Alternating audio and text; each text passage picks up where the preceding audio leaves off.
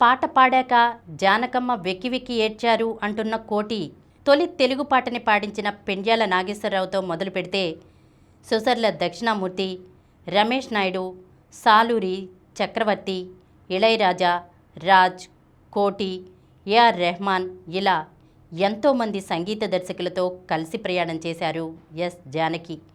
వీళ్లలో ఎవరి పేరు పక్కన ఎస్ జానకి పేరును చేర్చిన గొప్ప కలయిక అనాల్సిందే.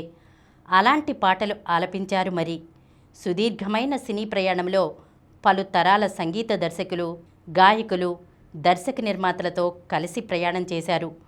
సాలూరి రాజేశ్వరరావు సంగీతంలో గుర్తుండిపోయే పాటలు పాడిన జానకి ఆ తర్వాత ఆయన తనయుడు కోటి సంగీత దర్శకత్వంలోనూ పాడారు. రాజ్, కోటి కలయికలో వచ్చిన ఎన్నో సూపర్ హిట్ గీతాల వెనుక జానకి ఉన్నారు. చక్రవర్తి దగ్గర శిష్యరికం చేసినప్పటి నుంచే జానకమ్మతో అనుబంధం ఉందంటూ ఆమెతో ప్రయాణాన్ని ఈనాడు సినిమాతో గుర్తు చేసుకున్నారు కోటి. మా నాన్న సంగీత దర్శకత్వంలో జానకమ్మ పాడుతున్నప్పుడు నేను ఎప్పుడూ రికార్డింగ్కి వెళ్ళింది లేదు. అప్పటికి చాలా చిన్నవాణ్ణి. మా గురువు చక్రవర్తి దగ్గర 7 ఏళ్లకు పైగా శిష్యరికం చేశా. ఆ సందర్భంలోనే జానకమ్మను, ఆవిడ గానాన్ని దగ్గర్నుంచి చూశా. నుదుటిపై పెద్ద బొట్టుతో సంగీత సరస్వతి నడిచొస్తున్నట్లే ఉండేది. ఎంతో క్రమశిక్షణ కలిగిన గాయని. మైక్ దగ్గర ఒక బొమ్మలా నిటారుగా నిల్చుని పాడటం అమ్మ శైలి. ఆ గాత్రంలో ఒక ప్రత్యేకత ఉండేది. దక్షిణాదిలో అలా ఎవ్వరి గాత్రం ఉండేది కాదు. అన్ని రకాల పాటలకు సరిపోయేలా ఉంటుంది. ప్రతిఘటన సినిమాలో ఈ దుర్యోధన దుశ్శాసన దుర్వినీత లోకంలో పాట రికార్డింగ్ని నేనెప్పటికీ మర్చిపోలేను. ఆ పాటకు నేను గిటార్ వాయించాను. జానకమ్మ తప్ప మరొకరు పాడలేని పాట అది. ఆ పాట రికార్డింగ్ పూర్తవగానే వెక్కి వెక్కి ఏడ్చారు ఆవిడ. కళాకారులు ఎంతో సున్నిత హృదయంతో ఉంటారు. ఆ పాట సందర్భం, అందులో భావాన్ని మనసుకు తీసుకుని పాడారు. అమ్మ ప్రతి పాటని అలాగే పాడుతుంటారు. మా గురువు, నేను, అక్కడున్న బృందం ఆవిడని ఓదార్చాం.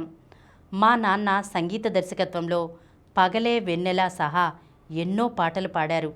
సంగీతలక్ష్మి చిత్రంలో ఎంతో క్లిష్టమైన రాసక్రీడ ఇక చాలు పాటని సుశీల, జానకమ్మ పోటీపడి ఆలపించారు.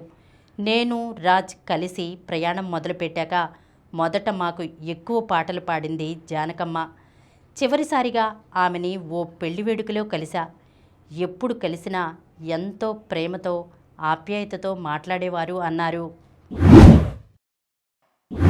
ప్రతి పాట ఓ విశ్వవిద్యాలయం అంటున్న సునీత, పాటల కోయిల ఎస్ జానకి గాయనిగానే కాదు, ఒక వ్యక్తిగానూ ఎంతోమందికి ఇష్టం. అందుకే ఆమెలో నిన్న, నేటి తరం ఓ అమ్మని చూసుకుంటుంది. జానకమ్మ అని ప్రేమగా పిలుచుకుంటుంది. అందులో ప్రముఖ నేపథ్య గాయని సునీత ఒకరు. ఆమె జానకమ్మ వ్యక్తిత్వాన్ని ఎంతో ఇష్టపడతారు. ఆమెతో కలిసి కొన్ని వేదికల్ని పంచుకున్నారు. దివికేగిన జానకి చివరిచూపు కోసం ఆదివారం మైసూర్ వెళ్లారు సునీత. పాటల కోయిలమ్మతో తనకున్న అనుబంధాన్ని, ఆమె వ్యక్తిత్వంలోని గొప్పతనాన్ని ఈనాడు సినిమాతో పంచుకున్నారు సునీత. ఎప్పుడు కలిశానో తెలియదు కానీ 18 నెలల వయసున్నప్పుడు జానకమ్మ పాటని పాడాను. అది మా అమ్మ చెబితే నాకు తెలిసింది. జానకమ్మ కంటే ముందు ఆవిడ గొంతు నాకు పరిచయమైంది. ఆవిడ తర్వాత వచ్చిన 3వ తరం గాయన్ని నేను. దాంతో కలిసి పాడే అదృష్టం నాకు దక్కలేదు. ఈటీవీ జుమ్మందినాథం సహా ఎన్నో వేదికల్ని పంచుకున్నాం. నన్ను మాత్రమే కాదు, ఎవరు పాడినా చాలా బాగా పాడావు నాన్న అని మెచ్చుకునే ఉన్నతమైన వ్యక్తిత్వం ఆమెది. పాటలంటే చాలామందికి ఇష్టం ఉంటుంది. సినిమాల్లో పాడితేనే గాయకులు కాదు కదా. సంగీతం వచ్చిన ప్రతి ఒక్కరిని మెచ్చుకుంటారు తప్ప ఎవ్వరినీ జడ్జ్ చేసేవారు కాదు.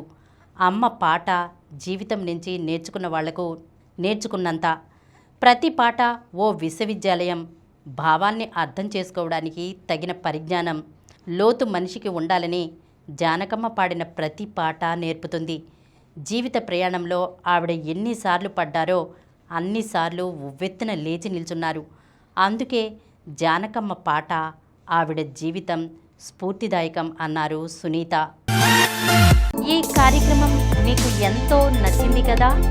ఇటువంటి మరిన్ని వీడియోల కోసం అనతి కాలంలోనే 21 కోట్ల వ్యూస్ సాధించిన సమరం ఛానల్కు సమర్పించు సమరం సినిమా ఛానల్కు సబ్స్క్రైబ్ చేయండి, లైక్ చేయండి, మీ ఫ్రెండ్స్కి షేర్ చేయండి. అలాగే ప్రక్కనున్న గంట సింబల్ని ప్రెస్ చేయడం మర్చిపోకండి.